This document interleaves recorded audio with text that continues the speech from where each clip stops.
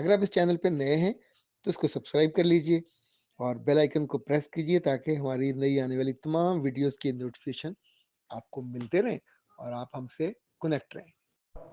بسم اللہ الرحمن الرحیم۔ خاطر حضرات، میں ہوں اختر عباس اور آپ سب کو میرا سلام پہنچے۔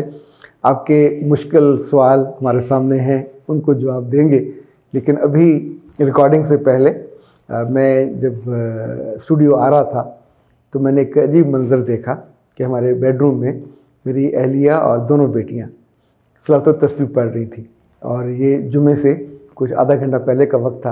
اچھا، سچی بات یہ ہے کہ مجھے اتنی روحانی خوشی ہوئی، آئی فیلٹ سو گڈ۔ ہم جب بچپن میں تھے تو ہماری والدہ پڑھتی ہوتی تھی، والد صاحب کو بھی ہم نے پڑھتے دیکھا، اور پھر ہم بہن بھائی ان کو دیکھا، جو ماں باپ کرتے ہیں بچے وہی کرتے ہیں۔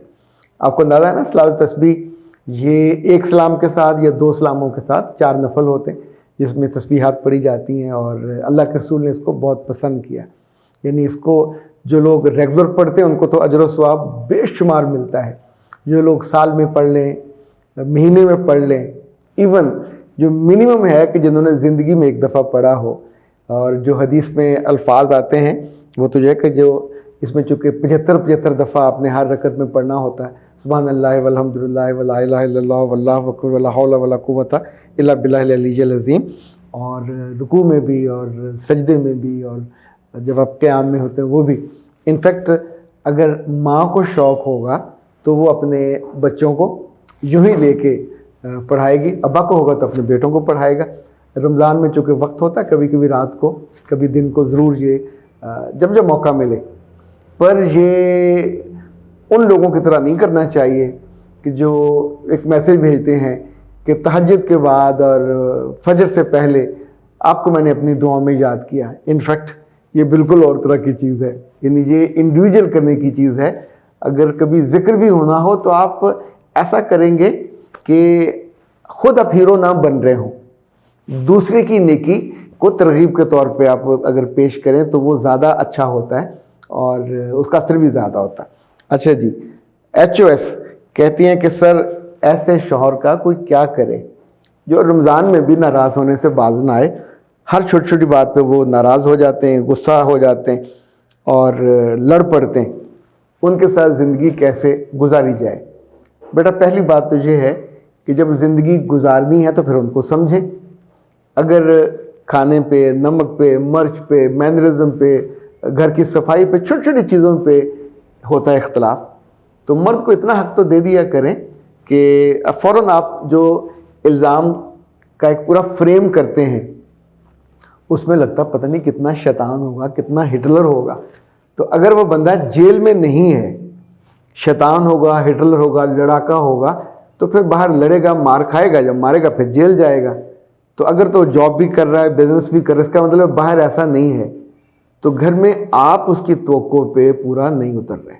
آئی ریپیٹ، آپ اس کی توقع پہ پورا نہیں اتر رہے، سو آپ کو بدلنا ہے، اس کو نہیں بدلنا۔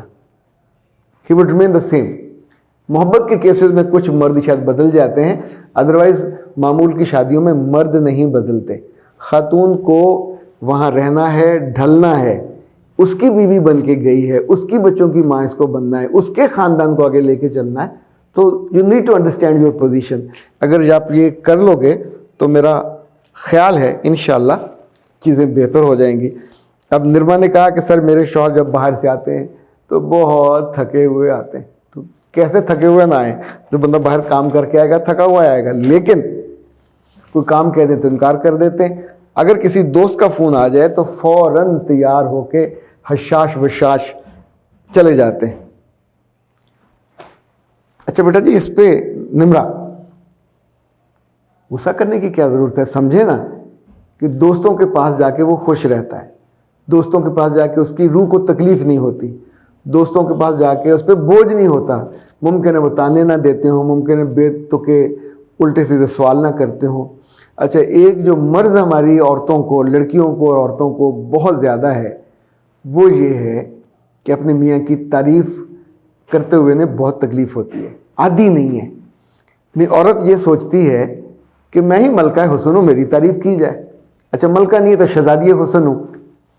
بوڑھی ہونے کے بعد بھی وہ توقع یہی کرتی ہیں کہ تعریف صرف اس کا حق ہے، مرد اگر تو کانوں سے بہرا ہے تو پھر تو ٹھیک ہے، اگر اس کے 2 کان سلامت ہیں تو کبھی کبھی اس کے بھی کانوں میں آواز جانی چاہیے۔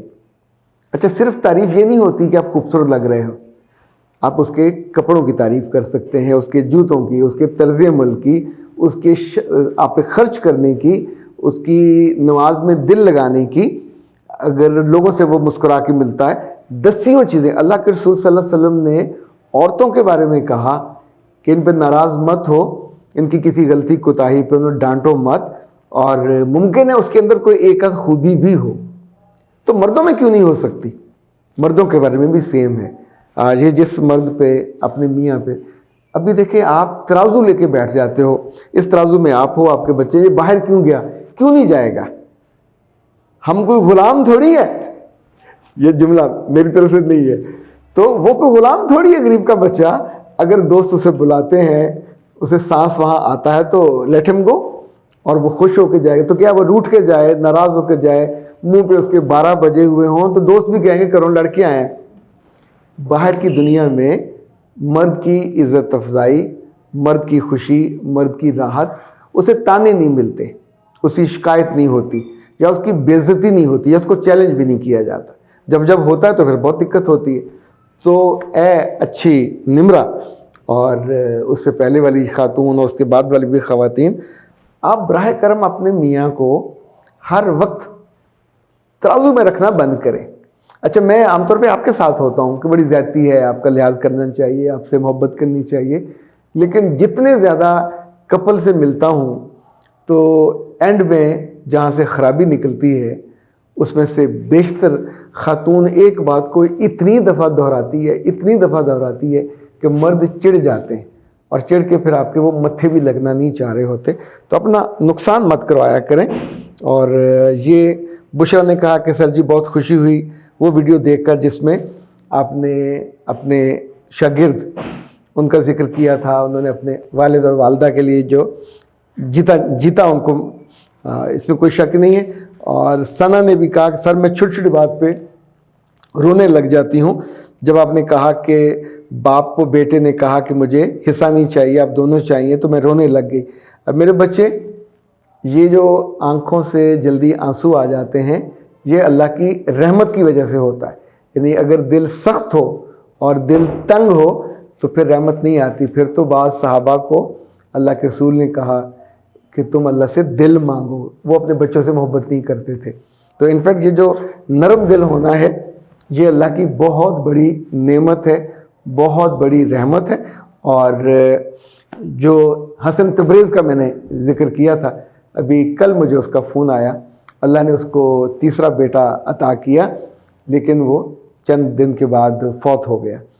تو میں نے اس سے کہا کہ یہ تعزیت بھی ہے اور ساتھ آپ کے لیے ایک لحاظ سے وہ خبر میں آپ کو دے رہا ہوں جو اللہ کے رسول صلی اللہ علیہ وسلم نے دی۔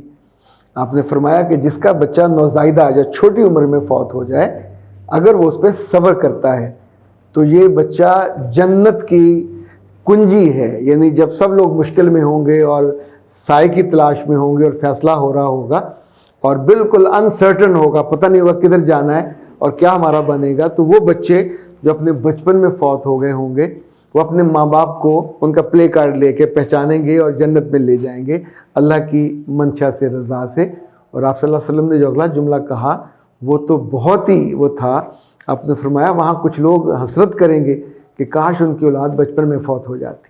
تو آج وہ اس موقع پہ ان والدین کے ساتھ ان کو لے کے جنت میں چلے جاتے کہ جنہوں نے ان کی وفات پہ صبر کیا ہوگا۔ تو اللہ ہماری زندگی میں، آپ کی زندگی میں آزمائشیں نہ لائے، آزمائشوں سے بچائے رکھے، لیکن ہر مشکل اور ہر آزمائش کے بعد اس کی طرف سے اجر ہے، اس کی طرف سے صبر کرنے پہ، اس کی طرف سے ناشکری نہ کرنے پہ جو خوشخبریاں ہیں وہ دنیا میں بھی ہیں اور آخرت میں بھی ہیں، اور وہ بہترین متبادل عطا کرتا ہے۔ پہلی نعمت بھی اسی نے دی ہوتی ہے، پھر واپس لی ہوتی ہے، تو اس سے اگر بہتر متبادل مانگا جائے تو وہ بہتر متبادل بھی عطا کرتا ہے۔ میرا رب آپ سب پہ مہربان ہو، آپ کو مشکلوں سے اور آزمائشوں سے بچائے رکھے۔ اختر عباس کو دیجیے اجازت۔ السلام علیکم۔